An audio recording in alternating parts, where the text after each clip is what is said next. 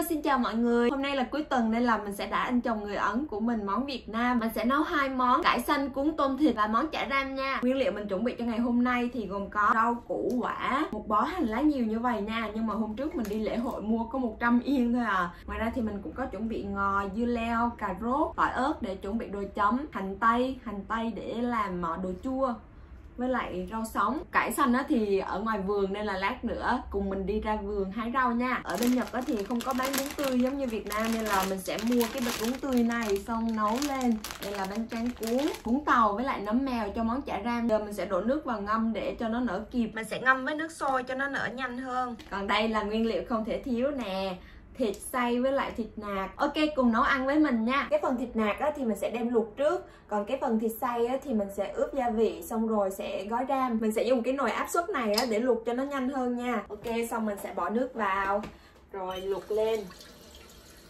Luộc bằng nồi này thì nhanh lắm. Để cho thịt nó thơm hơn khi luộc á, thì mình sẽ bỏ vào một ít hành tây.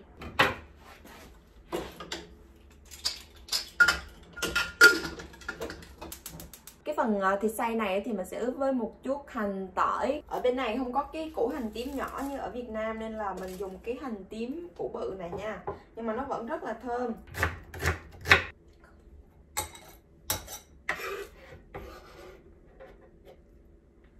Tỏi thì mình dùng 3 tép bằm nhuyễn nha. Bún tàu với lại nấm mèo giờ nó nở lên rồi thì mình sẽ đem đi rửa, xong rồi sẽ thái nhỏ và bỏ vào trộn chung với lại thịt. Mình nghĩ là nó ok rồi đó. Lát nữa mình sẽ cắt ra cho các bạn xem nha. Thịt chín, đợi cho cái hơi trong này nó bốc hết á, thì mình sẽ mở ra được.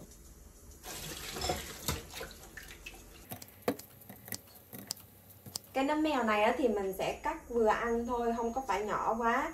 Bởi vì nhỏ quá ăn không có cảm giác gì hết trơn á. Nhưng mà cũng đừng bự quá nha. Bình thường á thì mình sẽ bỏ thêm cà rốt với lại khoai lang bào vào cho nó thơm ngọt hơn. Nhưng mà hôm nay chỉ còn một củ cà rốt duy nhất cho nên là mình để dành để làm đồ chua. Thì bây giờ chỉ có như vậy thôi. Giờ mình sẽ nêm nếm gia vị xong rồi sẽ gói ra. Hạt nêm cho vào vừa ăn, đừng có mặn quá là được.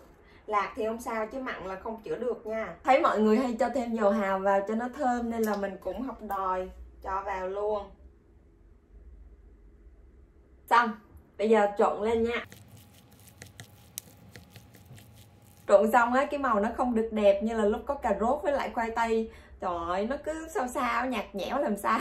Bọc lại để khoảng 15 phút rồi mình sẽ đem đi gói. Trong lúc đợi ướp thịt á, thì mình sẽ chuẩn bị đồ chua để ăn kèm. Dưa leo, hành tây, cà rốt. Ăn thì mình cắt vừa ăn là được. Nói chung là cắt sao vừa ăn là được, không có theo quy luật gì hết trơn á. Dưa leo thì mình sẽ cắt khúc như vậy để lúc mà làm đồ chua á, ăn nó giòn ngon hơn. Đồ chua của mình làm ăn liền nên là mình sẽ dùng chanh nha, cho nó thơm. Cà rốt thì mình cũng cắt khúc giống như là dưa leo vậy nha.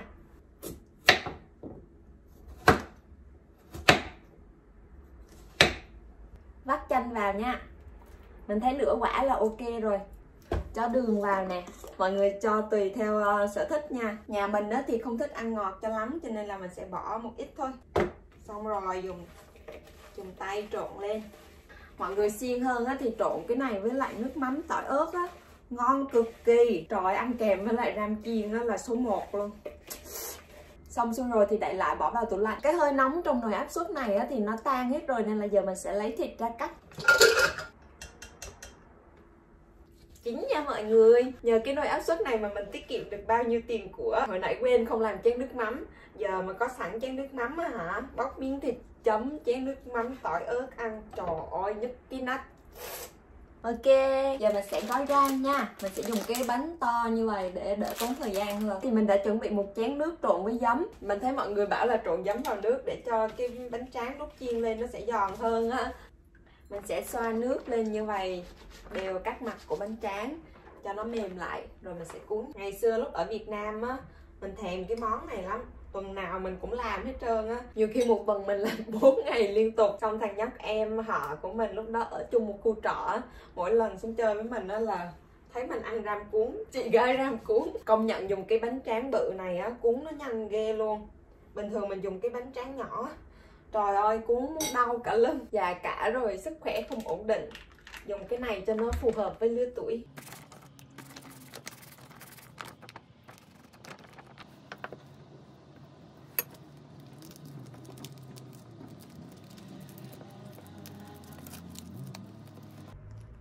Mình mới nấu xong ấm nước nên là giờ mình sẽ luộc bún với lại hành lá. Bún thì mình sẽ luộc một miếng thôi. Trong này có 3 miếng. Nhưng mà tại vì hai đứa mình ăn không có hết nên là mình sẽ luộc một miếng. Hành lá thì luộc sơ sơ thôi cho nó mềm là được nha. Đừng có luộc quá lâu. Đi chợ mua tôm mà số làm sao á. Hôm nay không có tôm nên là mình sẽ dùng tôm đông lạnh. Mình sẽ luộc một ít để cuốn với cải xanh. Trời ơi, nhìn mấy con tôm đông lạnh luộc xong nhìn nó đáng thương làm sao. Ok, cùng mình đi ra vườn hái rau nha. Giờ mình sẽ hái một ít rau vào để làm cải xanh cuốn thịt.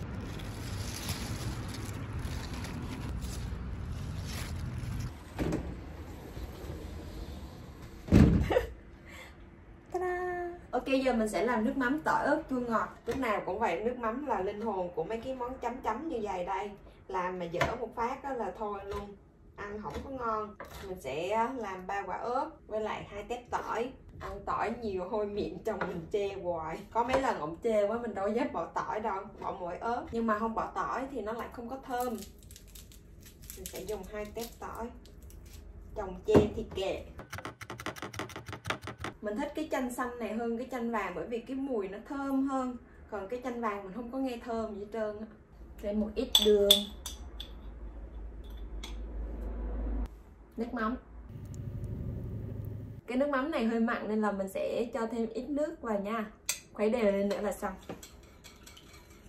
Ok, mọi thứ đã chuẩn bị xong. Tôm, thịt, bún, đồ chua để làm màu với lại ăn kèm với chả ram chiên nè. Ngò, cải xanh. Thì bây giờ trong lúc gói tôm thịt với cải xanh á, thì mình sẽ bắt đầu chiên rang. Đầu tiên thì mình sẽ tước một cọng hành ra như vậy. Rồi rải lên trên thớt. Cải xanh bỏ lên. Bún, lá thịt, tôm, đồ chua. Sau đó sẽ cột lại với nhau nha. Ta như vậy là xong nha.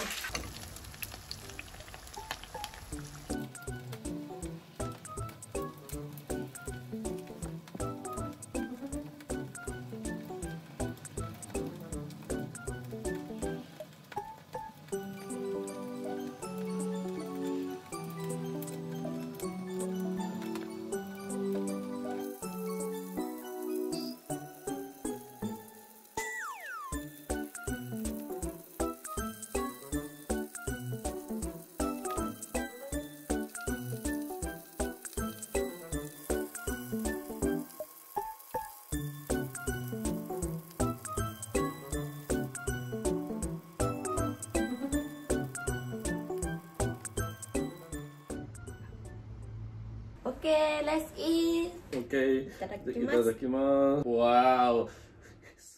Come on. Looks good.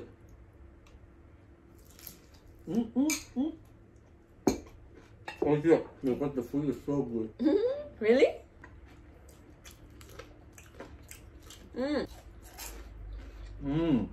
Oh, so crunchy. Our vegetable is really good. Yeah, it's so much. It's so hanggang. Mình cười.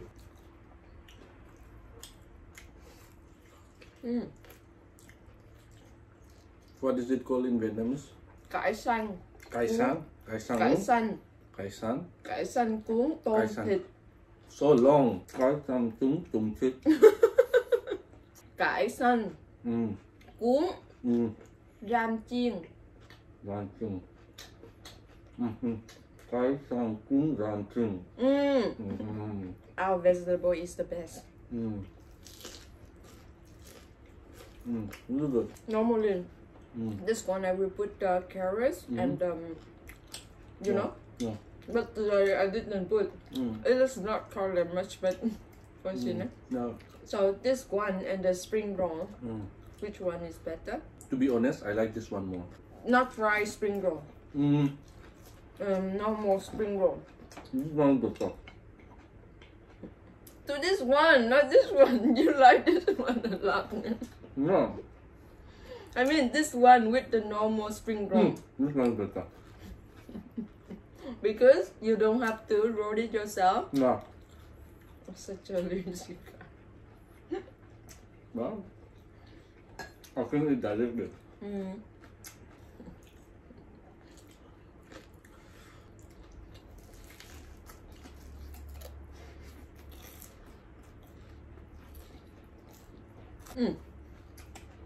I will make something for you. Mm-hmm. Here, this is the noodle left and the meat left. So I will prepare The bún soup. trộn Mm-hmm. for you. Okay. You will put the noodle Mm-hmm. and some meat Mm-hmm. and vegetable. Mm-hmm. I will cut it in the small piece. Mm-hmm. So when I stay with my friend, they also do the same. Like when we Have leftover meat. the leftover noodle, we already put like this with some pickle. It's not really the pickle, but it's like the pickle. And then this one.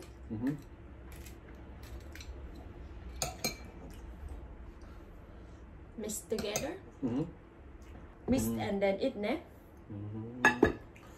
So like a mix all together. Yeah, mixed noodle. Mixed noodle.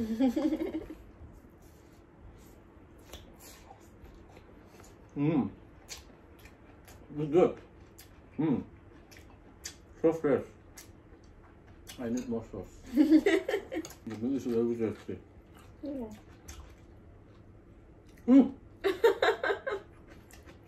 You want to kill me? No, hi, bye, yo. So much. Oh, Hi, ba, yo. Who teach you that? My father-in-law. Before you meet me, you already know, right? People from our laboratory. So cool. Không đi. In Vietnamese is không biết. Không biết. Không biết gì hết. Không biết gì hết. Không biết. Không biết. Không biết. Không biết. Không biết. Không hiểu. Không hiểu. What is không hiểu? No, don't understand. Không hiểu. Không hiểu. Không hiểu. Không hiểu. Không hiểu. Không biết. Không biết. Không biết. You're so cool. The leftover I will eat again. Okay, thank you for watching. Thank you. Thank you for watching the dish.